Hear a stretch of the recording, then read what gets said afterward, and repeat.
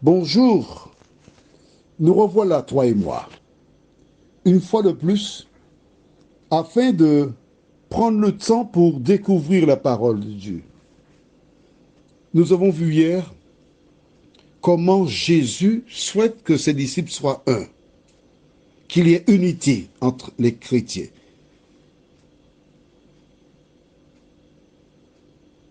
Nous verrons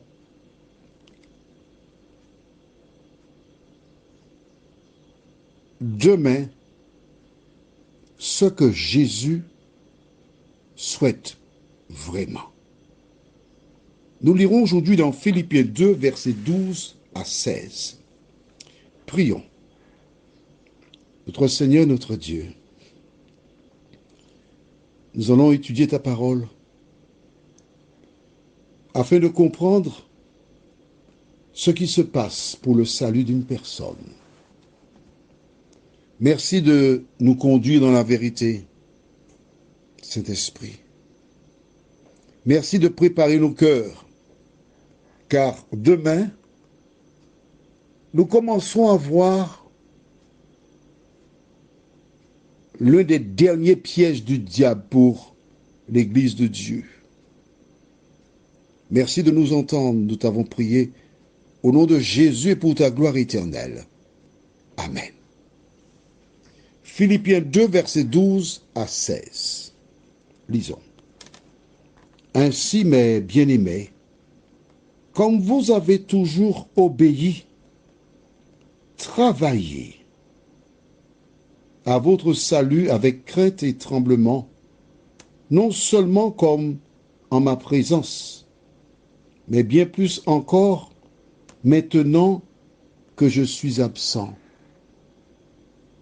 Car c'est Dieu qui produit en vous le vouloir et le faire, selon son bon plaisir. Faites toutes choses sans murmure ni hésitation, afin que vous soyez irréprochables et purs, des enfants de Dieu, irrépréhensibles au milieu d'une génération perverse et corrompue, parmi laquelle vous brillez comme des flambeaux dans le monde, portant la parole de vie, et je pourrai me glorifier au jour de Christ de n'avoir pas couru en vain, ni travaillé en vain. Que vois-tu?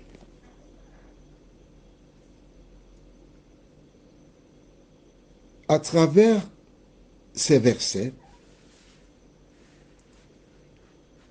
je me suis rappelé de film que j'ai vu qui s'appelle Karate Kid. C'est l'histoire d'un jeune, on va dire d'un jeune blanc, qui était battu par des profiteurs. Il a rencontré un vieux Chinois. Il lui a dit, je voudrais apprendre à faire du kung-fu pour me défendre. Pas pour me battre, mais pour me défendre. Le vieux Chinois lui a dit, bon, ben viens avec moi. Et il lui a montré un garage où il y avait des voitures. Il dit, bon, tu vas laver les voitures. Pour laver, tu fais comme cela. Pour sécher, tu fais comme ça. Pour astiquer, tu fais comme ça. Et ce garçon a commencé à laver les voitures. Mais après un moment, il a dit, mais à quel moment on va faire du kung-fu? Vous m'avez pris comme un esclave pour laver vos voitures, mais ce n'était pas ce que je vous avais demandé. Et le vieux Chinois a fait semblant de l'attaquer, il lui a dit, lave la voiture. Et il a fait le même mouvement pour laver. Tel autre mouvement, tel autre mouvement.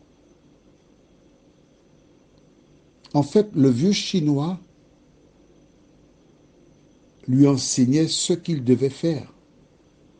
Mais dans sa tête, lui, il pensait à se tenir debout et faire déjà directement du karaté. Pourquoi je te parle de cela? Je t'explique. La Bible te dit au verset 13. Car c'est Dieu qui produit en vous le vouloir et le faire selon son bon plaisir. Comment comprendre cela? Tu es chez toi tranquillement, tu n'as rien demandé à personne. Puis un jour, une connaissance ou un ami t'envoie un audio. Alors, il y a certains qui déclarent ça ne m'intéresse pas, n'envoie pas pour moi. Donc, les gens n'envoient pas.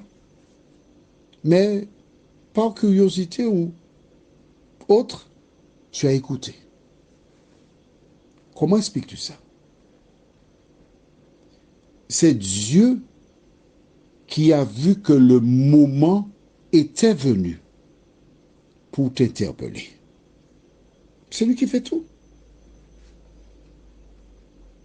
Tu as eu des expériences, tu as eu des souffrances, tu as des blessures.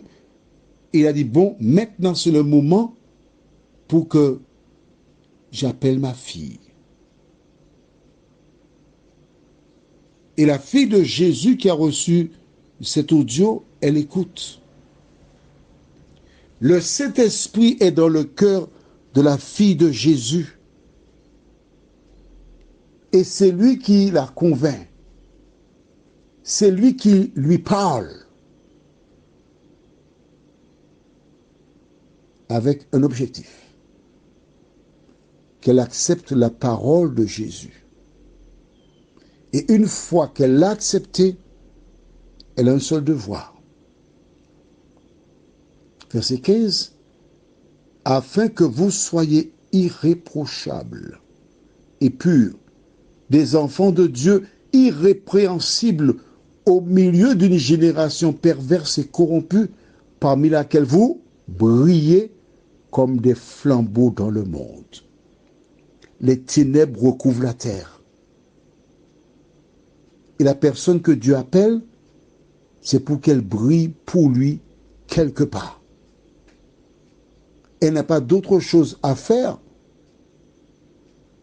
que d'entendre la voix de Dieu, d'écouter, d'obéir et de remplir la mission pour laquelle Dieu l'a appelée. Le monde va mal. Nous sommes aujourd'hui précisément le 2 novembre 2022, 15h52. Donc depuis ce matin, j'ai commencé à faire des enregistrements. Et je suis arrivé au 24 décembre 2023. Comme je le dis, les enregistrements sont faits un an à l'avance. Parce que les affaires de Dieu ne se font pas à la va-vite, mais c'est avec ordre et bienséance. Et hier, le 1er novembre, j'ai reçu une vidéo où des petits jeunes de 19, 20, 21 ans, pas plus, ils sont en train de montrer leurs armes à la main en chantant, riant, des revolvers. Pourtant, il y a eu une campagne où l'on disait « rendez les armes ». Mais j'ai l'impression qu'en fait, cette campagne, c'était « prenez les armes ». Des petits enfants qui jouent avec une arme qui donne la mort. La seule sauvegarde pour sauver des vies, c'est d'avoir des personnes qui représentent l'Éternel et qui, par leur parole, action, poussent des jeunes à tourner leur regard vers Jésus et être sauvés. Voudrais-tu être un des flambeaux du Seigneur? Toi qui m'écoutes, accepte Jésus dans ta vie. Mets en pratique sa parole. Par ce biais, tu sauveras beaucoup de vies. Prions. Notre Seigneur, notre Dieu, nous te remercions pour les promesses, le salut que tu nous accordes en Jésus-Christ. Merci de continuer de nous éclairer, de nous fortifier, de nous vivifier. Et que le Saint-Esprit qui nous a dirigés tout au long de cette étude, continue d'être notre seul rempart. Fais-nous du bien, Seigneur, encore. Nous t'avons prié au nom de Jésus et pour ta gloire éternelle.